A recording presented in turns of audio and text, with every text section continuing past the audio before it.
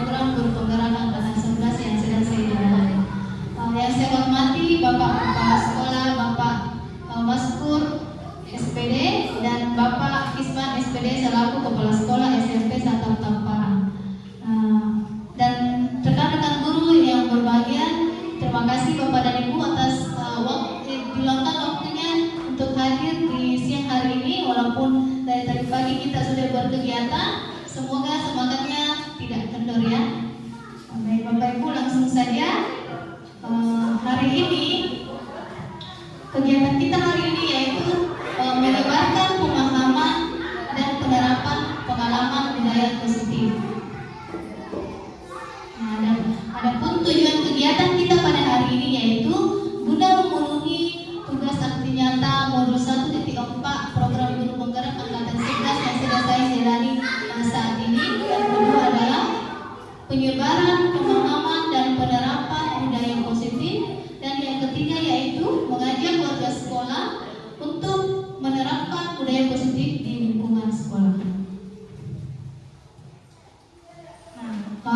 Ada sebelum kita masuk ke materi intinya, ada dua pertanyaan pemantik yang ada di depan Bapak dan Ibu.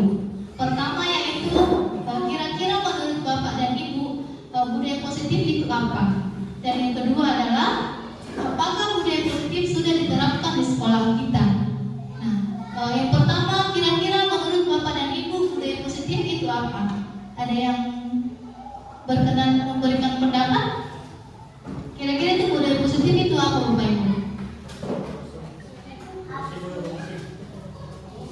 Mungkin Pak Musim bisa? Budaya positif kira-kira menurut Bapak? Menurut Pak Musim, budaya positif adalah budaya yang baik. Kalau Ibu, kira-kira budaya positif itu apa Ibu?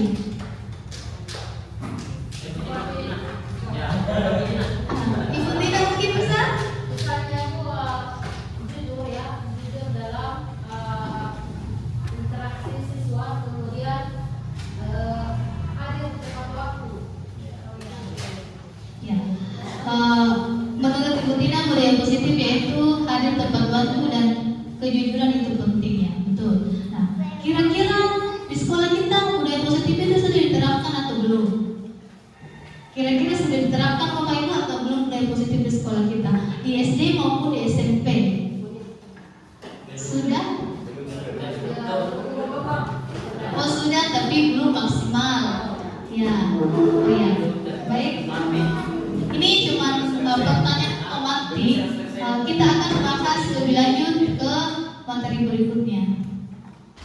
Nah, di sini dikatakan budaya positif adalah nilai-nilai, keyakinan-keyakinan dan kebiasaan-kebiasaan di sekolah yang berpihak pada murid agar murid berkembang menjadi pribadi yang kritis, penuh hormat dan bertanggung jawab. Nah, apa nilai-nilai yang kita yakini dan kebiasaan-kebiasaan yang kita lakukan di sekolah yang berpihak pada murid, yang buat murid kita bisa menjadi individu yang bertanggung jawab, individu yang dan penuh kritis, itu juga salah satu contoh penerapan budaya positif yang telah kita terapkan di sekolah kita. Seperti kata Bu Tina tadi, hadir tepat waktu, yaitu salah satu budaya positif yang telah kita terapkan di sekolah kita. Nah, di sini di atas Ibu ada Bapak dan Ibu ada 7 konsep inti budaya positif yang kita akan bahas pada hari ini. Yang pertama adalah perubahan paradigma baru. Yang kedua, disiplin positif dan nilai-nilai kebajikan universal. Dan yang kedua tadi, yang ketiga yaitu teori motivasi, hukuman, penghargaan dan restitusi. Keempat adalah keyakinan kelas. Kelima, kebutuhan dasar manusia. Keenam, posisi kontrol guru, dan yang terakhir ketujuh yaitu segitiga restitusi. Nah, kita masuk ke pembahasan pertama, perubahan paradigma baru, atau bisa kita katakan pembelajaran dengan paradigma baru. Pembelajaran dengan paradigma baru merupakan pembelajaran yang dirancang berdasarkan prinsip pembelajaran berdiferensiasi, Bapak dan Ibu, sehingga para peserta didik belajar sesuai dengan kebutuhannya. Nah, Bapak dan Ibu mungkin tidak asing mengenai kata berdiferensiasi.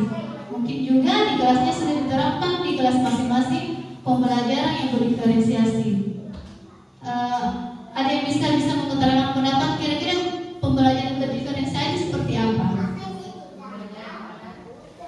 Pembelajaran yang menarik.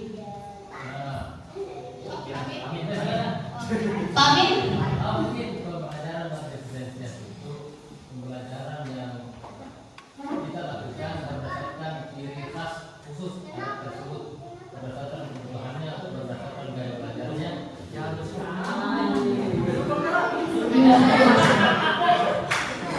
Nanti selanjutnya di angkatan 12 Pak Amin harus sponsor ini.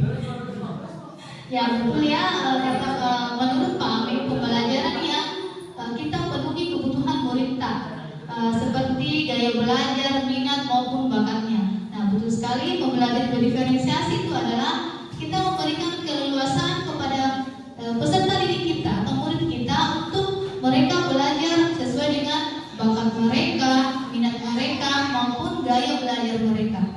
Nah gaya belajar itu ada 3 Bapak Ibu ya, gaya belajar ada 3. Apa kira-kira itu? Audiovisual dan kinestetik. Nah, di dalam pembelajaran berdiferensiasi kita bisa menggunakan cara seperti itu. Kita memilih memberikan keleluasan kepada peserta didik kita. Kira-kira gaya belajarnya bagaimana? Nah, seperti itu kita berikan. Nah, itulah pembelajaran berdiferensiasi yang telah kita lakukan. Nah, pembelajaran berdiferensiasi merupakan pembelajaran paradigma baru karena dulu kita waktu sekolah tidak ada mungkin seperti ini. Nah, kita dulu waktu sekolah kayak saya Bapak Ibu waktu SMP, saya dulu begini, pembelajaran itu ada 2 ya, yang biasanya kita dengar pembelajaran yang berpusat kepada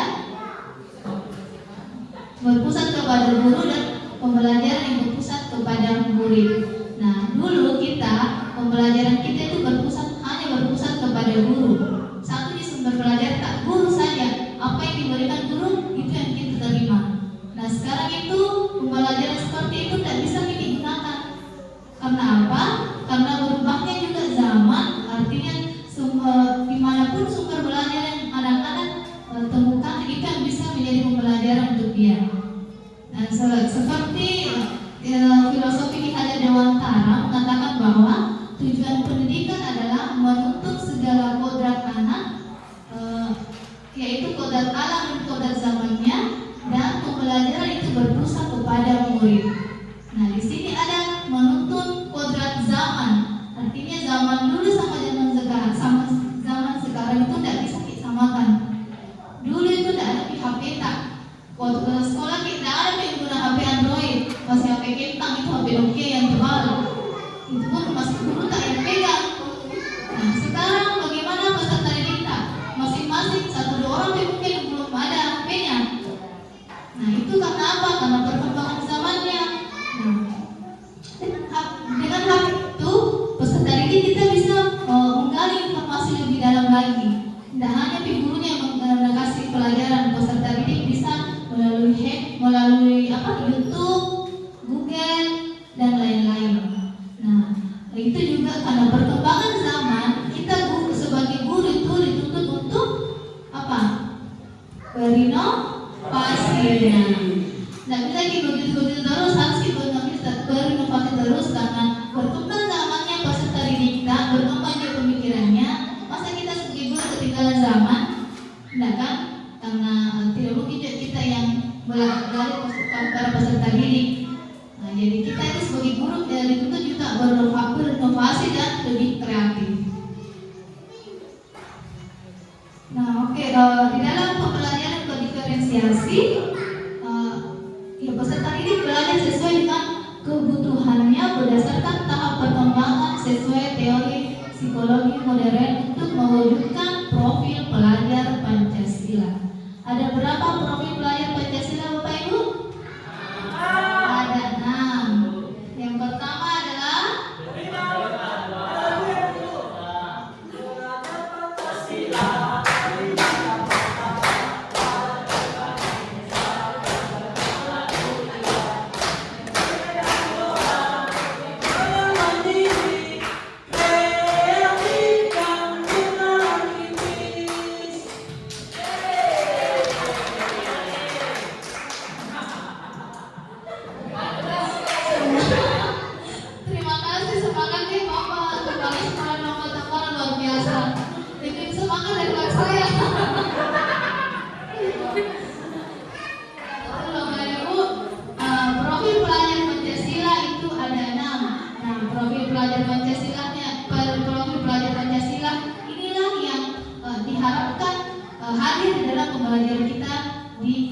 gelas masing-masing.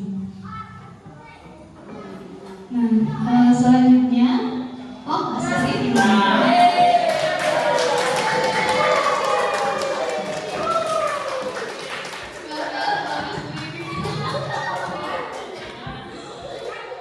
Oke, baik.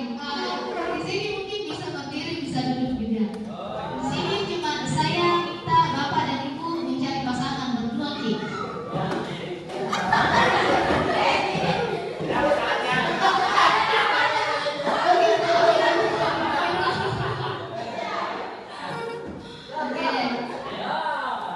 Pasangan Ki.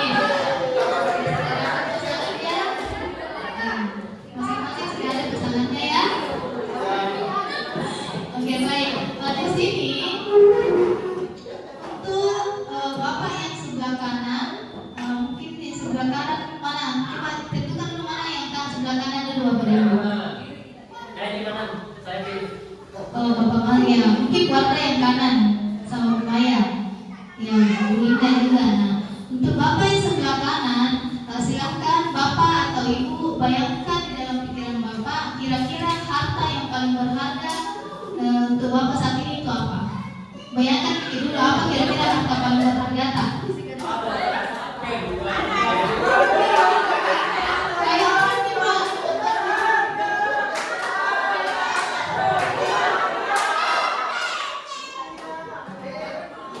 Oke, sudah dibayangkan Bapak dan Ibu?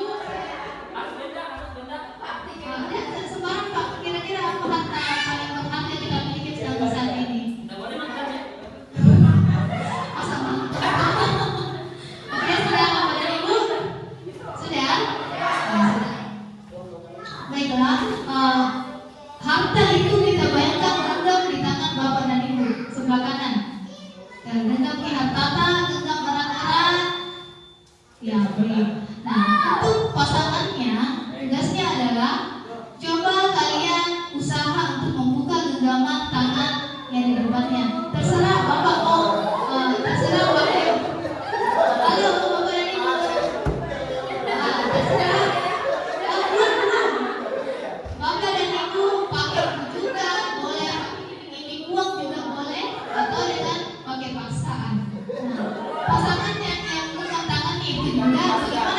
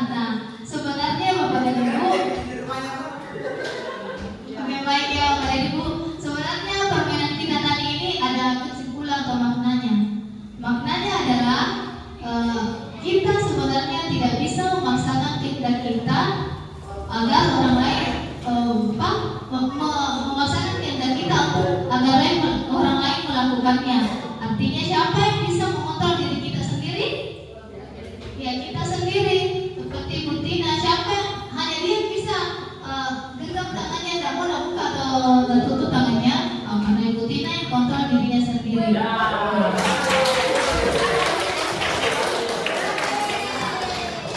Nah, ini sejalan dengan teori ilusi kontrol atau miskonsepsi tentang teori kontrol dari Dr. William Glasser.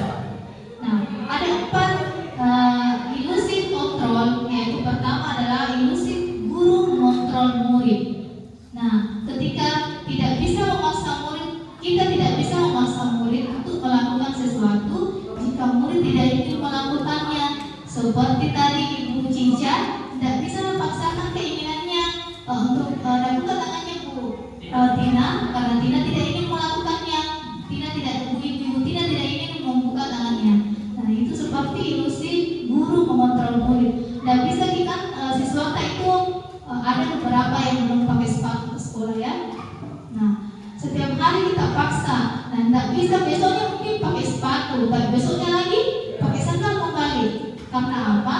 Karena bukan dari keinginannya sendiri.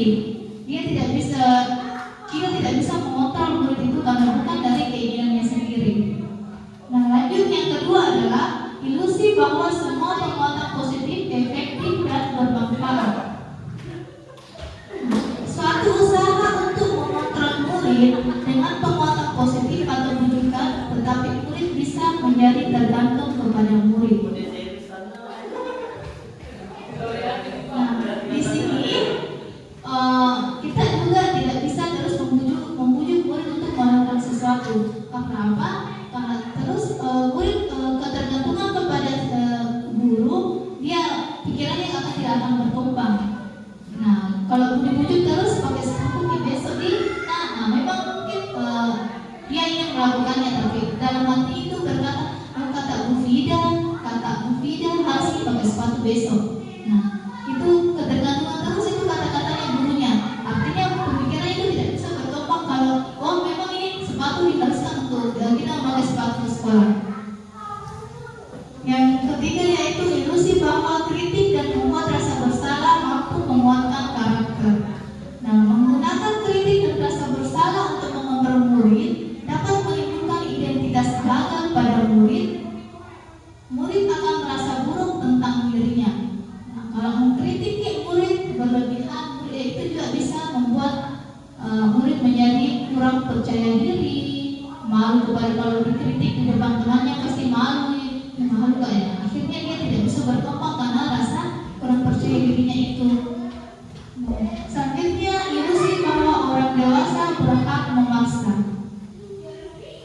Orang dewasa beranggapan apapun yang dilakukan dapat diterima, termasuk memaksa murid dalam melakukan sesuatu. Tetapi tidak akan efektif dan membuat hubungan permusuhan akan terbentuk. Nah, kalau misalkan kita selalu memaksa mereka harus pakai sepatu ke sekolah, lama kelamaan murid akan tidak suka kepada kita. Kita akan tidak dirasa itu, kita akan menimbulkan hubungan yang tidak baik kita kepada murid.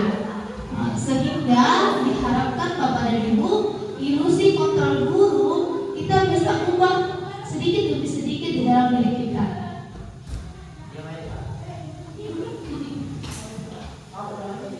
Oke, kita lanjut ke materi kedua, yaitu apa? Disiplin positif dan nilai-nilai kebajikan universal.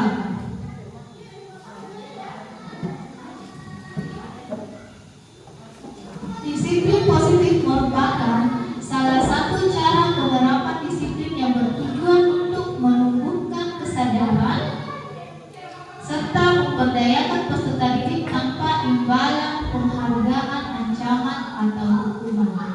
Jadi, kita sebagai seorang pendidik atau sebagai seorang guru, bagaimana cara untuk memberikan kesadaran? Di sini ada kata menumbuhkan kesadaran. Bagaimana cara menumbuhkan kesadaran dari diri peserta didik, menumbuhkan motivasi dari dalam dirinya, yaitu motivasi intrinsik, sehingga dia melakukan sesuatu itu tanpa diiming-imingi lagi imbalan, tanpa diiming-imingi penghargaan maupun kita ancam hukuman. Nah, seperti misalkan sekolah kita mempunyai peraturan tata tertib, dilarang membuang sampah sembarangan, menjaga kebersihan. Nah, kalau siswa melanggar itu akan mendapatkan konsekuensi.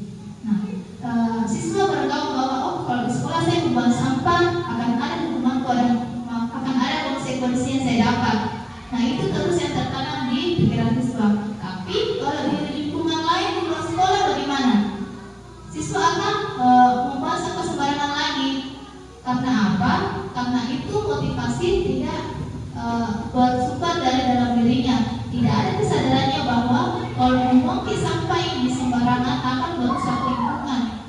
Nah, jadi itu tugas kita sebagai seorang pendidik, bagaimana cara kita untuk menumbuhkan kesadaran peserta didik agar mereka bisa disiplin. Nah, sebagai pendidik tujuan kita adalah menciptakan peserta didik yang memiliki disiplin diri sehingga mereka berperilaku mengacu kepada nilai-nilai kebajikan yang universal dan memiliki motivasi intrinsik dalam perubahan perilaku ke arah yang lebih baik. Nah, motivasi intrinsik, motivasi dalam diri peserta didik sendiri. Jadi, motivasi intrinsik itu kita tumbuhkan sehingga peserta didik nantinya berperilaku tanpa ada pengaruh lain dari orang lain. Bagaimana sampai sekarang ini masih semangat nih? Kayaknya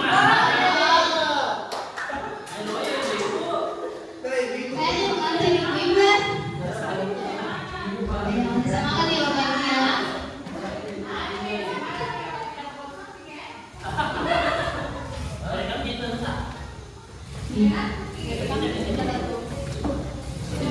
Mungkin bisa dilihat. Nah, oke, kita masuk ke dalam nilai-nilai kebajikan. Nah, nilai-nilai kebajikan yaitu nilai yang disepakati bersama lepas dari suku bangsa, agama maupun latar belakangnya. Nah, ini ada contoh nilai-nilai kebajikan yang ada di depan Bapak Ibu. Ini tidak hanya contohnya seperti profil pelajar Pancasila. Nah, ternyata keenam dimensi itu merupakan nilai-nilai kebajikan. Keenam dimensi profil pelajar Pancasila merupakan nilai-nilai kebajikan yang bisa kita jadikan acuan untuk penerapan disiplin positif di sekolah kita. Nah, yang lain itu ada dari nilai kebajikan organisasi PYP dan ada dari keterampilan hidup. Nah, di sini saya cuma hanya memiliki beberapa contoh penerapan disiplin positif yang telah sekolah kita terapkan. Yang pertama, ini kita setiap hari seni melakukan upacara bendera. Kira-kira nilai-nilai apa yang kita tanamkan kepada peserta didik kita itu? Pada nomor 1. Kedisiplinan, betul. Apalagi, Bapak Ibu? Tanggung jawab. Mungkin dia bisa ke kepemimpinan ya Pak? Ya bisa. Dan yang kedua, saling kepada guru sesudah pembelajaran atau sebelum pembelajaran dimulai. Kira-kira nilai-nilai kebajikan apa yang bisa ditanamkan di nomor 2? Ya, sopan santun, hormat kepada guru. Nah, dan yang ketiga itu peduli lingkungan, betul. Menjaga kebersihan. Dan yang keempat adalah setiap pembelajaran saya, sebelum saya memulai pembelajaran saya biasakan membaca doa. Nah, kira-kira nilai kebajikan apa yang tertanam di situ? Bertakwa, religius ya. Nah, dan yang kelima adalah di sini saya memberikan model pembelajaran yang bentuk puzzle permainan. Dan sini setiap peserta didik saya berikan puzzle itu dan mereka rangkai sendiri sehingga membentuk suatu bentuk. Nah, kira-kira nilai apa yang bisa kita tanamkan yang kelima? Ya, mandiri, ya, kreatif. Selanjutnya keenam adalah ya kerja kelompok, gotong royong, kolaborasi, kerjasama, ya betul.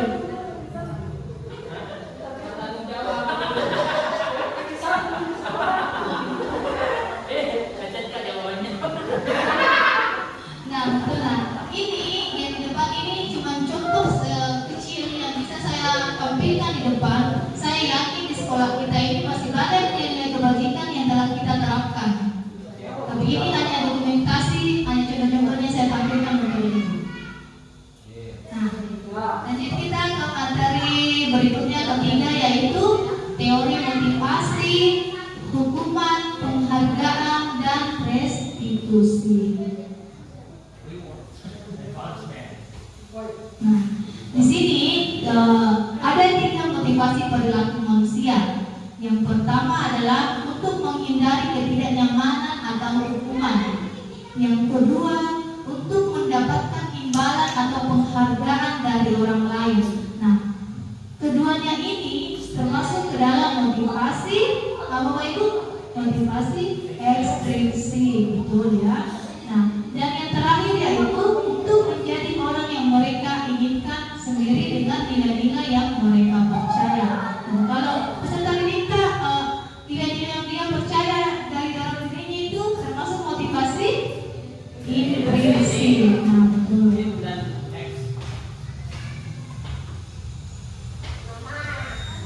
Di sini ada perbedaan dari hukuman, konsekuensi, dan restitusi. Saya yakin Bapak dan Ibu sudah tidak asing dengan kata hukuman dan konsekuensi. Ya, Bapak Ibu ya, sudah tidak asing dengan kata itu. Tapi restitusi bagaimana? Sudah pernah dengar kata restitusi, Bapak Ibu? Ya, sudah pernah. Ya, sudah pernah. Ada yang sudah? Bagaimana Bapak Ibu? Sudah pernah dengar kata restitusi? Sudah. Kalau saya pribadi ya, saya bisa jujur, kata restitusi ini saya tahu ketika saya mengikuti program Guru Penggerak ini. Nah, memang restitusi. Nah, oke, lanjut ya. Itu ada iklan tadi itu. Oke, lanjut. Restitusi. Nah, sedikit gambaran. Saya sebelum mengikuti Guru Penggerak Bapak Ibu memang masih memiliki ilmu yang minim, pengetahuan itu masih sedikit. Nah, setelah saya masuk ke modul 1.4, saya mengatakan, ternyata ada paling dibilang dengan kata restitusi. Begini paling penerapannya, begini paling caranya.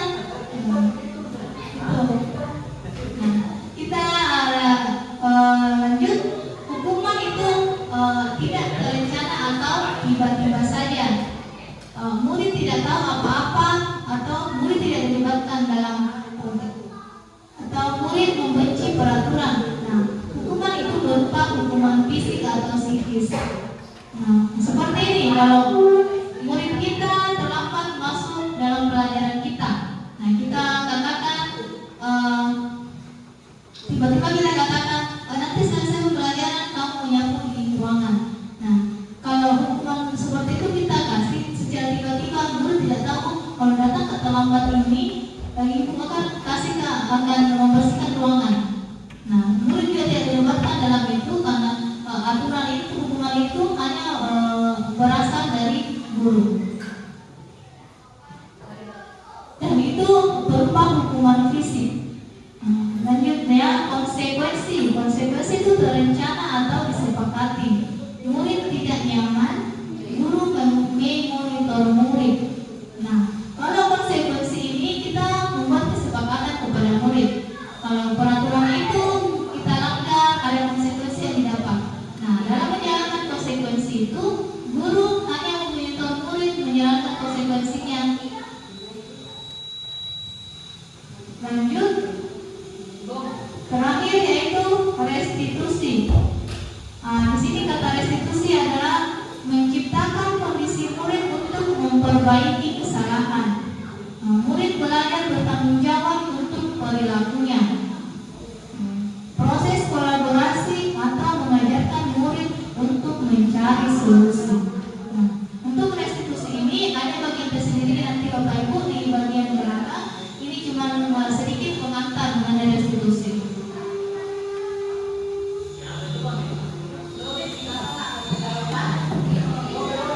Nah, di sini ada sedikit kuis di atas Bapak Ibu. Silakan Bapak Ibu perhatikan di atas.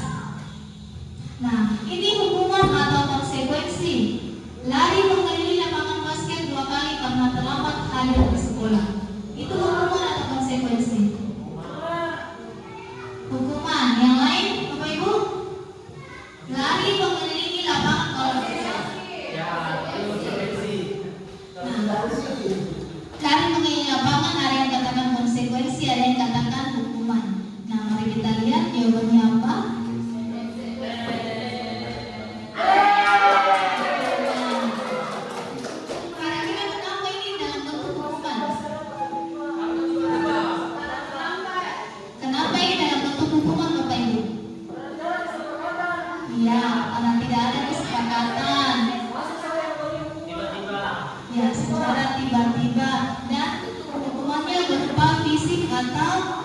tulis. Gitu.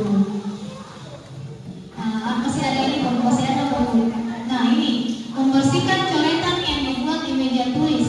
Ini hukuman atau konsekuensi? Konsekuensi, sepakat katakan konsekuensi. Kita lihat apakah ini benar atau konsekuensi.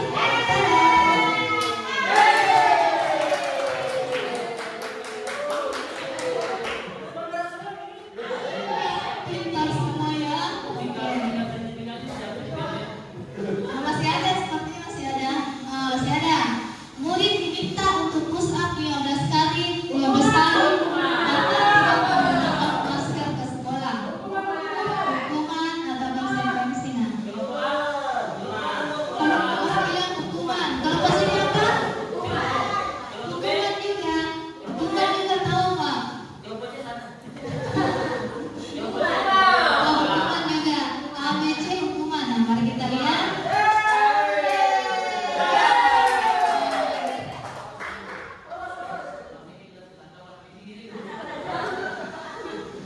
Kita lanjut ya, masih ada tanya satu. Satu lagi, menggantikan kertas teman yang konsekuensi. Nah, saya dengar sepakat mengatakan konsekuensi. Mari kita lihat. Satu, dua, tiga.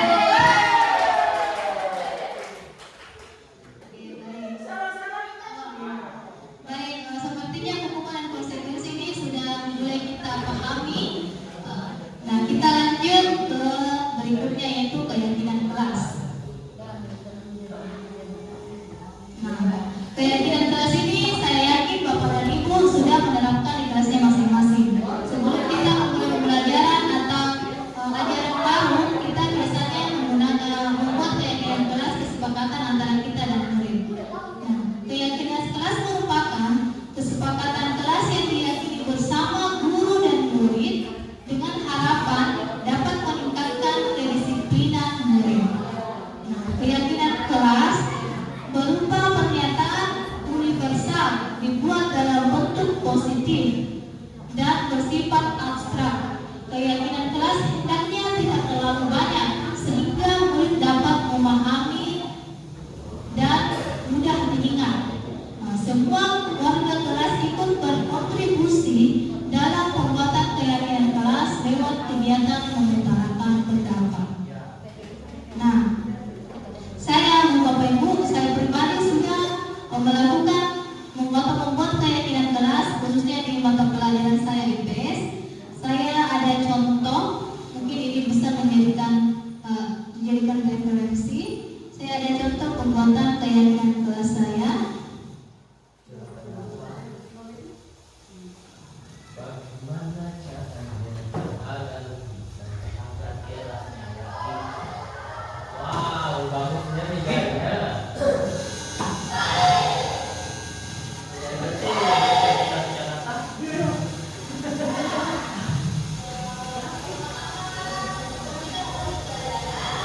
Lagi kalau orang tua.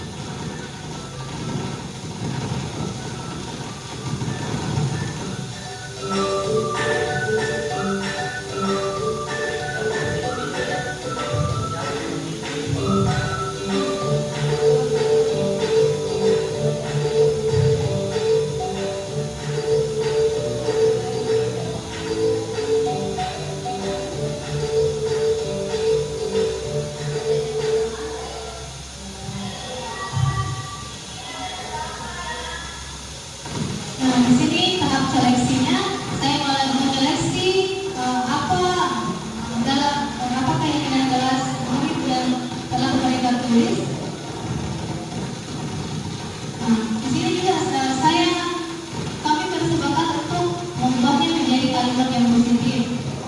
Karena banyak murid yang menulis tidak boleh menjadi kalimat positif itu, dan kalimat negatif itu kita hindari seperti tidak boleh, jangan, atau dilarang.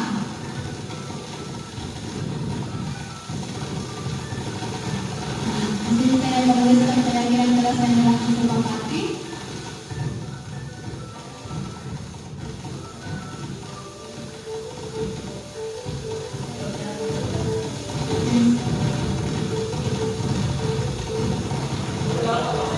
Nah, di dalam pemilihan keyakinan kelas kita ini seharusnya jangan terlalu banyak beban.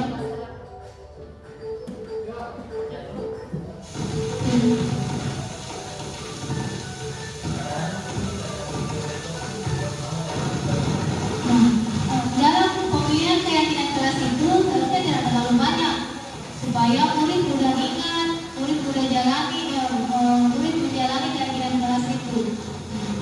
Di dalam keyakinan kelas saya, untuk pelajaran saya menginstruksikan kepada murid bahwa keyakinan kelas itu kalian tulis di buku kalian masing-masing, buku IPS kalian. Jadi setiap saya masuk di dalam kelasnya, setiap saya masuk ke dalam kelas mereka akan membaca keyakinan kelas yang telah kami buat. Jadi mereka menandatangani keyakinan kelas itu, dan mereka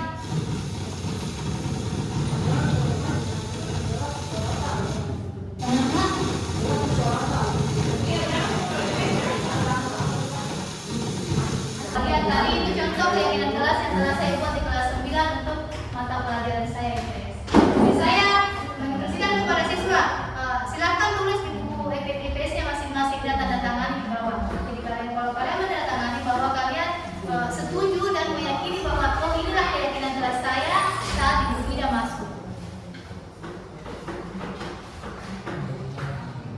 Ya, lanjut kita ke materi selanjutnya yaitu Kebutuhan dasar manusia. kebutuhan dasar manusia. Disayang.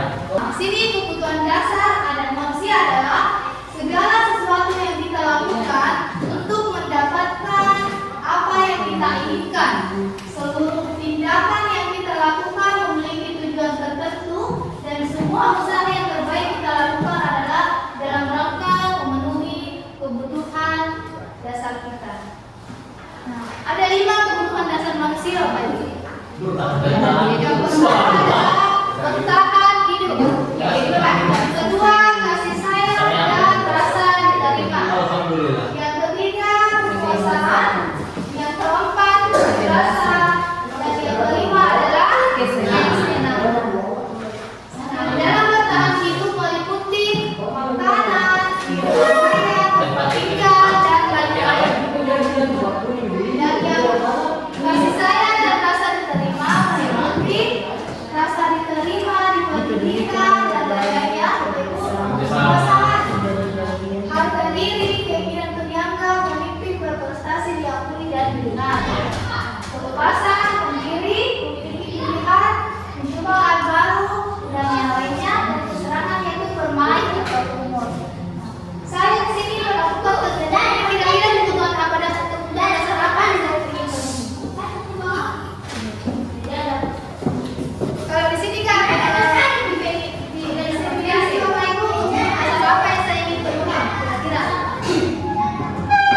Kasih sayang.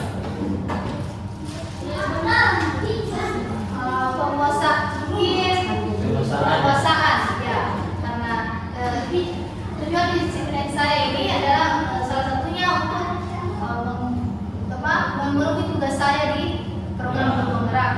Di sini di penguasaan bisa mungkin masih buat registrasi ya, Dengan ya betul Bapak. Nah, dan kebutuhan begini, saya sedikit sharing ya Bapak Ibu ya.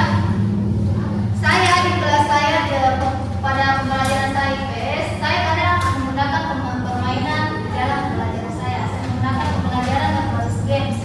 Jadi dalam pembelajaran saya itu Yuk. di dalam pembelajaran saya itu saya memasukkan games dalam permainan video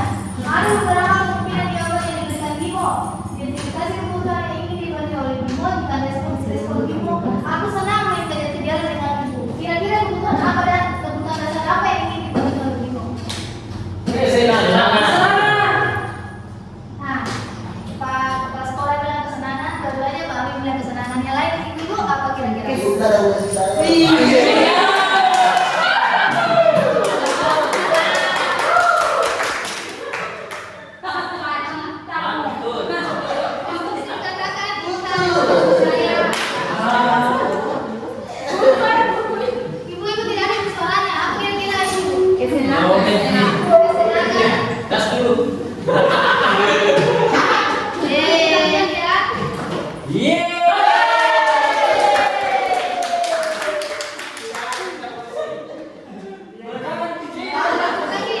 Kasusnya sama ibu lagi, tapi respon ibu beda. Ibu kerjaan aku karena ibu guru sayang aku.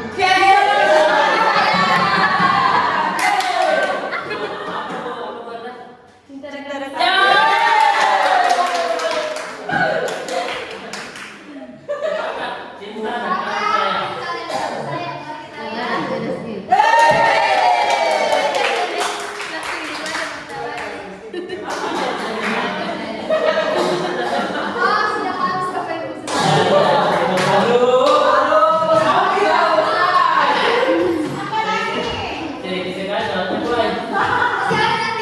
Oh iya.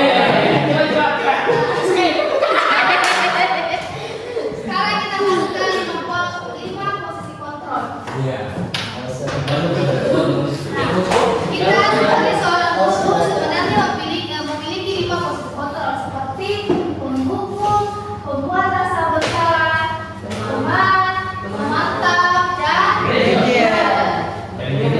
di depan ini guru itu gurunya hati mempertajamkan, membentak, dan hukumannya adalah fisik seperti tadi berkeliling lapangan ketika terlambat sekolah.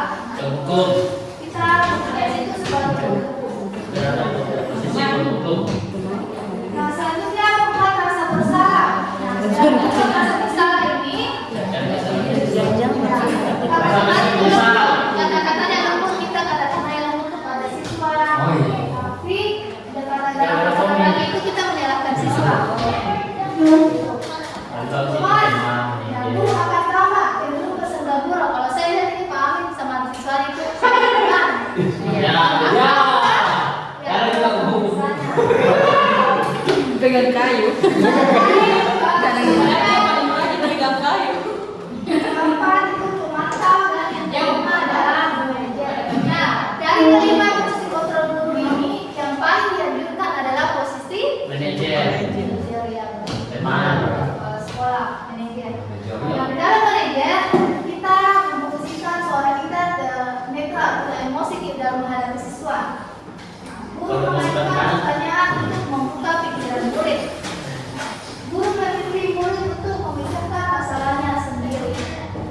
Di dalam kita ini sebagai seorang guru seharusnya kita ulang ini karena jujur setelah saya sama ibu posisi saya selama ini adalah posisi penguru. Kalau siswa tidak mengerjakan tugas, dikasih lagi tugas berikutnya supaya sampai akhirnya kita memberikan supaya kira supaya siswa jerah. Tapi sebenarnya posisi itu tidak baik untuk siswa. Tidak baik untuk perkembangan psikologi siswa ke depan. Posisi yang paling dianjurkan adalah posisi manajer. Nah, di dalam kita memberikan, dalam kita menghadapi siswa, kita tidak boleh emosi, harus ikhlaskan supaya siswa dapat menyelesaikan masalah.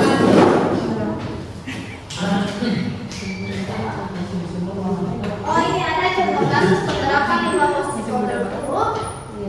Nah, kasusnya yaitu murid terlambat 15 menit di sekolah.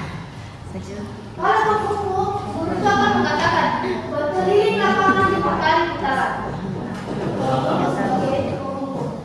Kalau membuat rasa bersalah, beberapa kali disampaikan jangan terlambat, sangat mengecewakan ini. Nah, kata mengecewakan itu adalah membuat murid akan merasa bersalah sama dirinya. Dan yang ketiga itu kita menolong teman. Ayo dong ikuti aturan sekolah, tolong bantu ya sekali ini. Dalam posisi ini kita memposisikan diri kita sebagai teman. Nah, lanjut, mantap. Kunci saya. Kamu tahu kan peraturan sekolah? Kamu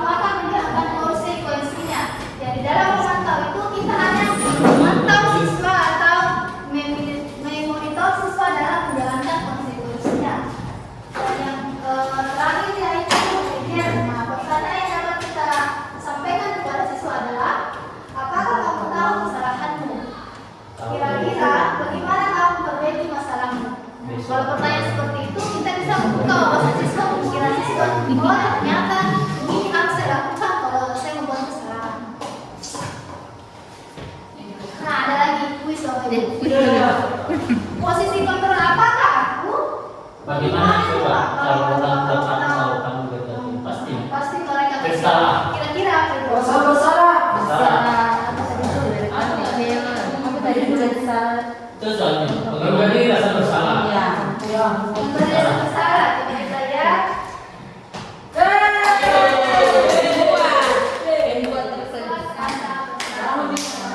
Selanjutnya ada lagi. Nah, kamu tidak pernah benar melakukannya sekarang. Ya, pemukul, mari kita lihat. Iya. Ini solusi yang kamu temukan.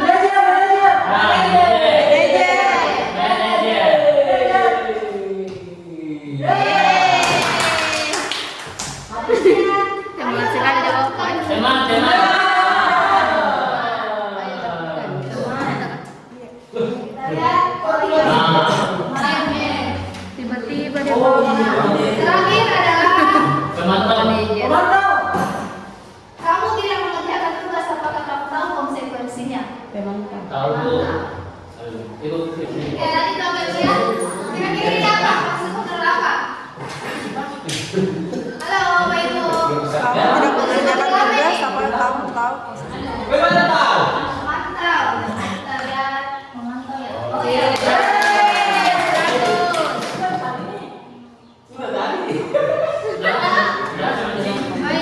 Waduh, ganti lagi. Sedikit Terakhir kita masuk ke dalam Ternyata beda. Nah, saya tadi sudah katakan bahwa ada bagian khusus mengenai restitusi. Nah, inilah bagiannya. Bagian restitusi. Ya. Segitiga restitusi adalah yang dijalankan oleh guru agar dapat menghasilkan guru yang mandiri dan bertanggung jawab. Nah, di dalam segitiga restitusi ada 3 langkah yang dapat kita lakukan. Menunjukkan identitas, kedua validasi tindakan yang salah, dan ketiga menandakan keyakinan.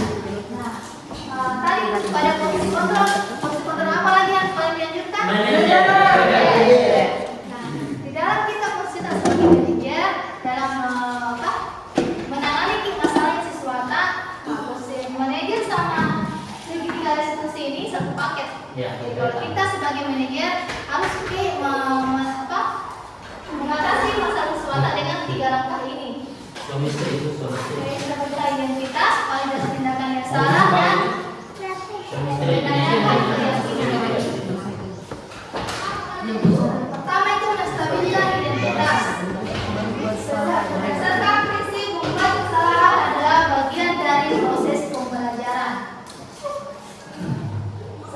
Misalkan kita berbuat salah lagi ya, menggunakan selamat baik ke sekolah. Nah, kita panggil ke ruang guru atau ruang berbeda di situ. Kita tanya kenapa, apa kesalahan kamu hari ini? Terus itu mengatakan saya terlambat untuk ke sekolah. Ini pernyataan yang dapat kita sampaikan kepada siswa. Pertama, berbuat salah itu wajar. Kedua, tidak ada manusia yang sempurna. Ketiga, bapak, ibu juga pernah melakukannya. Bapak, ibu tidak mau mencari solusi, mencari siapa yang salah, tapi ingin mencari solusi dari permasalahan ini. Dan yang terakhir yang dapat kita katakan yaitu berhak merasa bersalah. Dengan kata-kata seperti ini, kata-kata positif yang dapat kita sampaikan kepada siswa akan memberikan kesan yang positif kepada siswa.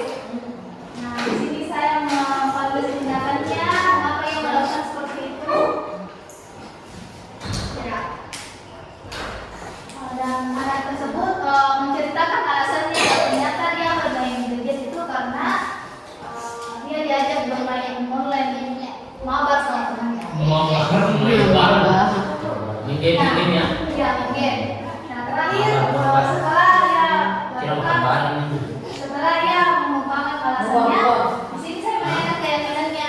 Kira-kira adakah solusi yang dia temukan agar dia tidak bermain game lagi pada saat pembelajaran?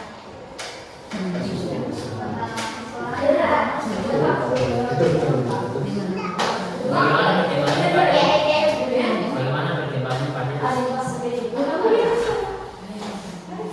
Pada kelas 7. Tanya bagaimana sih pembahasan? Di sini saya sudah melakukan pilot tindakan dan anak tersebut memberikan solusi bahwa saya bisa bermain games di luar jam pelajaran, misalkan di rumah atau pas ke rumah. Dan berjanji tidak akan mengulanginya lagi. Ya. Materinya sudah habis Bapak Ibu, positivity budaya positif sudah kita pelajari dan tujuh positivity budaya positif. Saya harap setelah diseminasi ini berlangsung, kita sedikit demi sedikit merubah sekolah kita menjadi lingkungan yang positif agar peserta didik kita punya tempat yang aman dan nyaman dalam menuntut ilmu.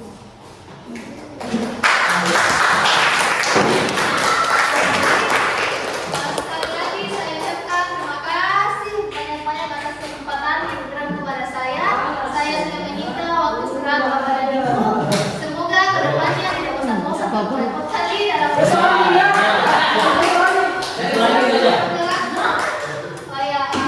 sebelum saya tutup, mari kita bersama-sama ucapkan hamdalah. Assalamualaikum warahmatullahi wabarakatuh.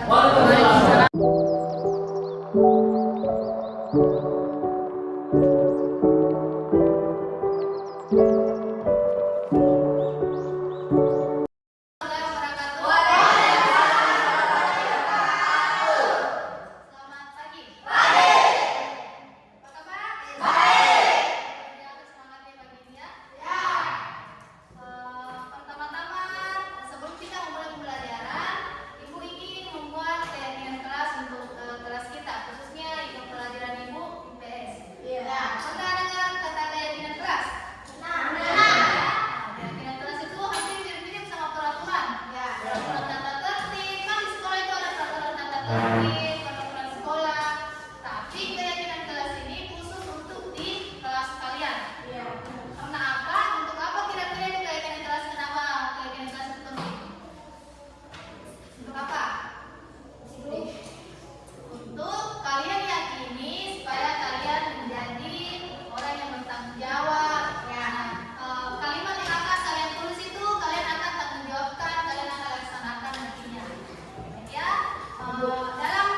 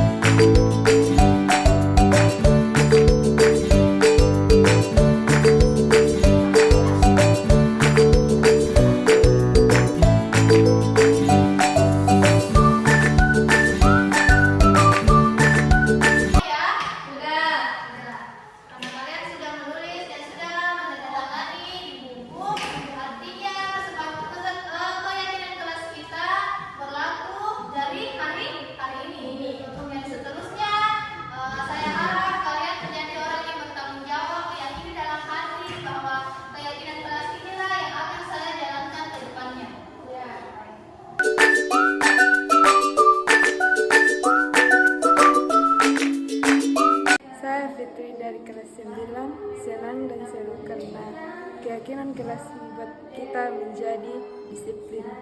Saya Sidney, kelas 9, senang karena kita bisa menumbuhkan rasa saling menghargai dan bertanggung jawab.